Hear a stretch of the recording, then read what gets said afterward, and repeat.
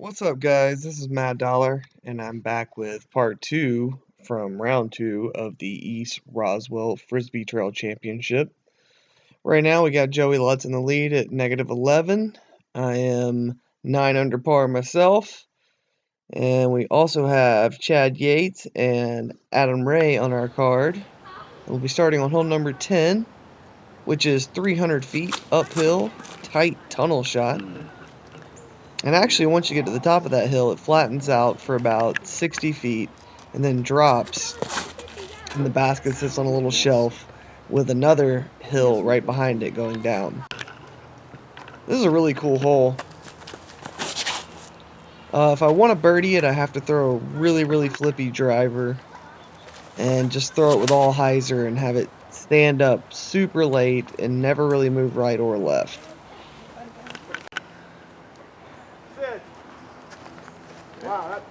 So my first shot was not very good.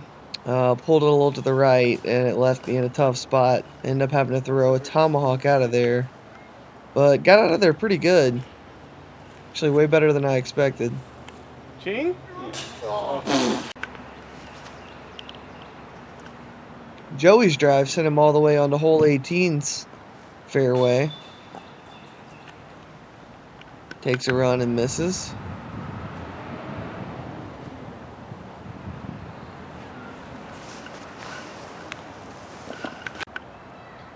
Chad missed his putt for birdie. I've got this for par. I can't believe how far that my second shot got from way back down that hill. I hit basically the perfect line with a tomahawk to get out of there, but it just carried on too far, and then I missed that putt too low. So A-Ray is going to get himself a bogey, and so am I, and the other two guys are both going to get pars. We move on to hole number 11, the double Mando. So hole 11 used to be this amazing hole. It was so hard. But they built this new access road and got rid of the old hole 11. So this is what we have right now. We're looking to improve it in the future. So this hole is only about 180 feet. But as you saw, Chad Yeatts just missed the Mando. It happens more than you would imagine. And it is kind of a tight gap. So I'm going with a thumber with my spark. A-Ray didn't miss the Mando, but he's pretty darn close to it. So the basket sits up on, I guess you'd call it a concrete pyramid. It's not too elevated, but just enough to make it interesting if you miss. So Joey's digging himself out a hole over here. He's got a putt in between the trees, probably about a 30-35 footer. Although the course is all in the woods, it's really thinned out over the years, and there's really busy streets on every side of it, so you hear a lot of traffic, and the wind actually does cut through the woods pretty good on this course. Joey gives it a decent bid, but not able to put it in there. A-Ray's got this to save par. Good putt from A-Ray there. I'm going to get the only birdie of the group, it would look like.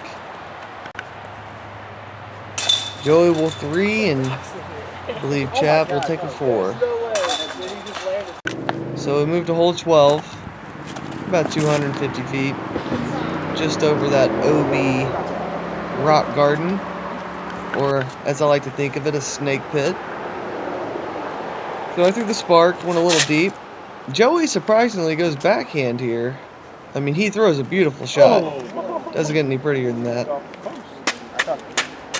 You see a lot of different shots in this hole.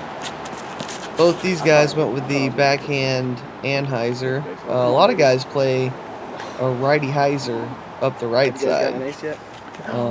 I always take the thumber route, and Chad's going to go with a tomahawk route, playing it up that same area that the righty would throw the righty hyzer. So, 4 different players, 3 different shots, but they're all looking like birdies on the scorecard. Joey and I both had a little bit of work left to do, but Chad and A-Ray are just dropping in for their birdies. So start a frame here on hole number 12. That is the second hole of Overhand Alley.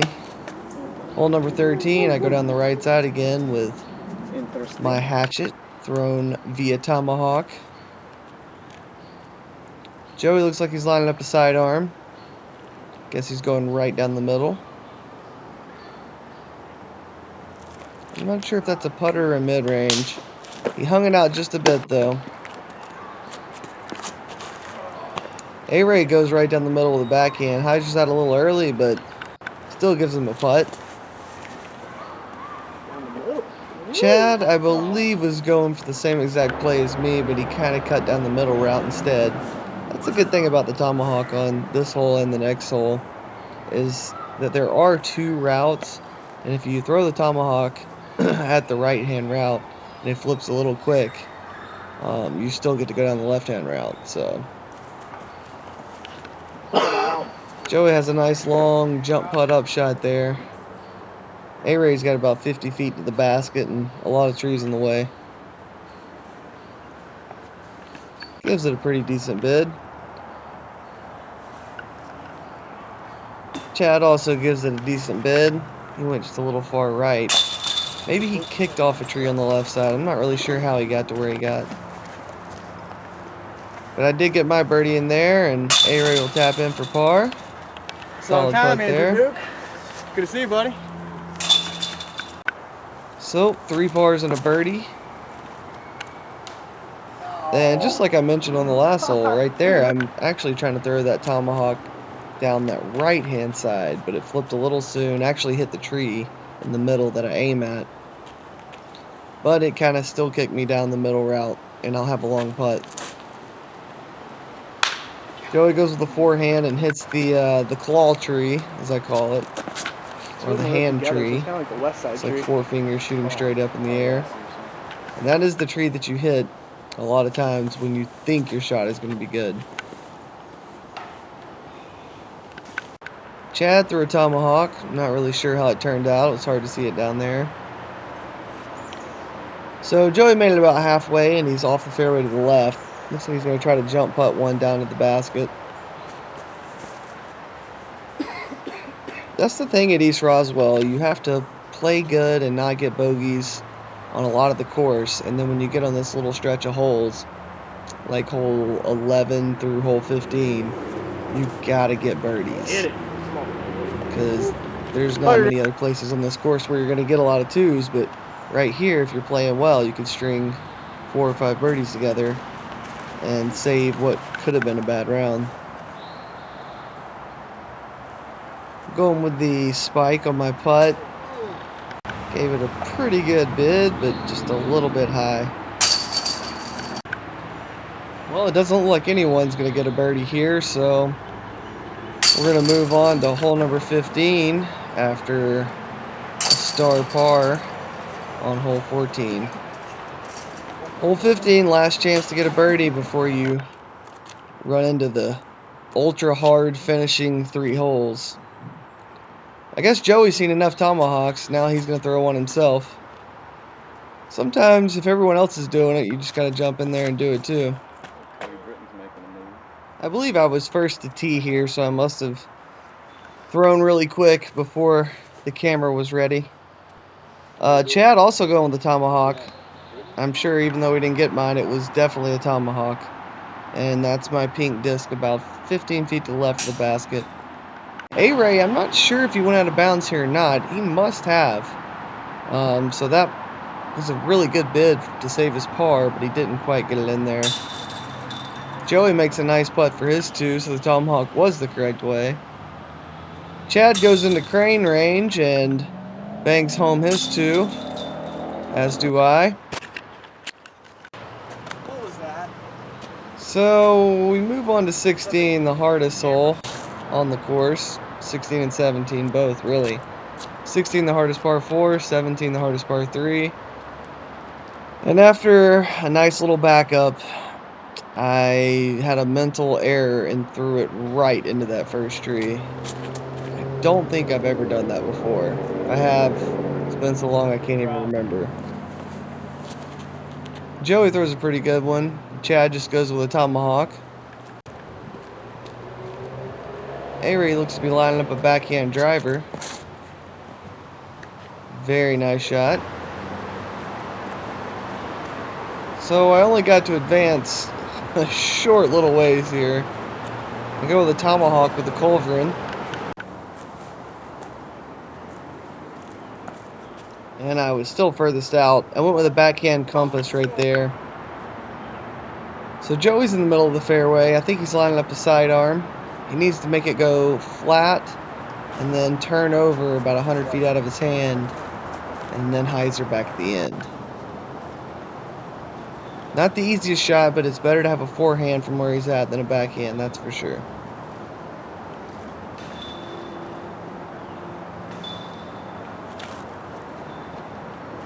Looks like he executed this one perfectly. A-Ray saw that and wants to try the same thing. He was a little bit off the fairway though, so he had a harder line. Should be able to get up and down from there, hopefully, and save his par.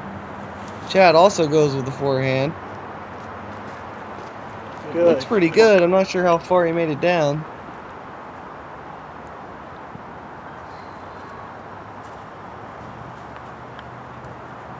A-Ray with a very nice upshot there.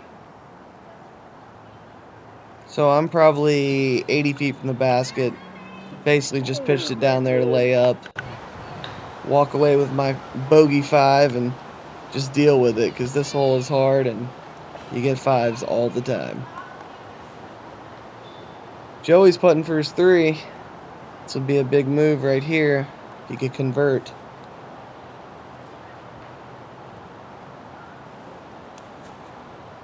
That tree just to the right of the basket and his line kind of forced him to putt it to the left. Chad goes into crane range. Slams home his 3. Great 3 from Chad. I'm going to settle for that 5. So we move on to hole 17 after another backup. Hole 17 is definitely the hardest par 3. It scores like a par 4 for sure. Looking at the live scoring, I don't believe... There might not have been any 2s on this hole during this round. Maybe only a couple the entire weekend. A-Ray goes for the backhand, which is really the glory shot. Throwing a sidearm in my culverin. I practiced that shot all week before this tournament because there's really no way to lay up on this hole, like a super safe layup. I mean, if you throw a backhand, you have to hit that super tight gap no matter what. I mean, no matter what you throw, you got to hit that super tight gap. So I went with a shot that was going to finish me to the correct side of the hole, which is the right side. And it definitely paid off in round 1 and round 2. So Joey's got himself traps back on the right side here.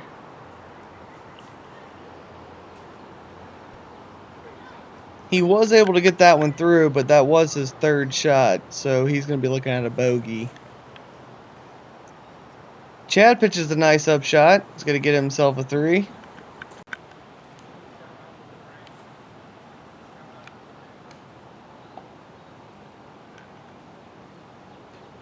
And it's just a slow trickling roll with my Cenas there. A-Ray went all the way down to the bottom. I'm not sure if he was out of bounds or not. I think that he must have been, because he got a 5 on the hole. Ooh, that was a good putt just to save my par there on 17. But like I said in the first video, par feels like a birdie on hole 17. So Chad and I will get 3s, Joey with a 4, and A-Ray will get a 5. And we move on to hole number 18. Hole 18 is, I believe, about 380 feet. And it's uphill at first for maybe the first 50 feet, and then it's downhill the rest of the way. And there are many trees littering the fairway between you and the basket. Threw the hatchet there, very soft with hyzer. And if I run up there to look at it, it must have been good. I think twice this weekend I threw one that I thought was going to be perfect, but once you get really far down the fairway, even if you pure that right side, there are 2 or maybe 3 trees that are just dead blocking your line to the basket. So I think I hit one of those and ended up with about a 40-footer.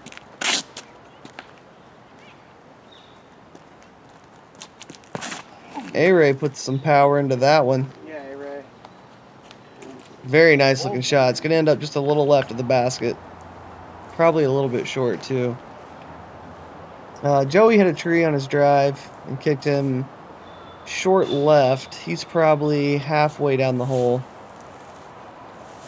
And like I said, now you can see all those trees that are just littering the fairway down there.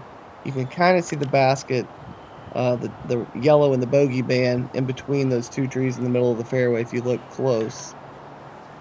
So I guess Joey's going to try to take it wide to the right side and then have it finish back left.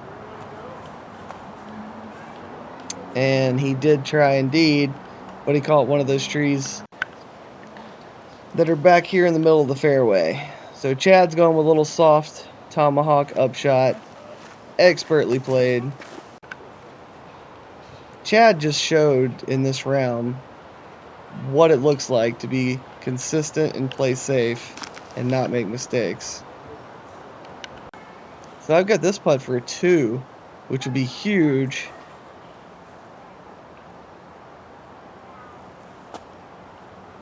Very, very excited with that putt. Got a little happy and did a couple fist pumps there. So I was really happy to finish this round out with a 2, especially since I took that 5 on number 16. So that's the end of this round, and you can see the scores there. And we will be back with round 3 and 4. In round 3, we'll have Josh Childs on the lead card with us. So join us back again for that. And I'd like to thank Carlos Seward for filming and Latitude 64 for their support. Thanks for watching.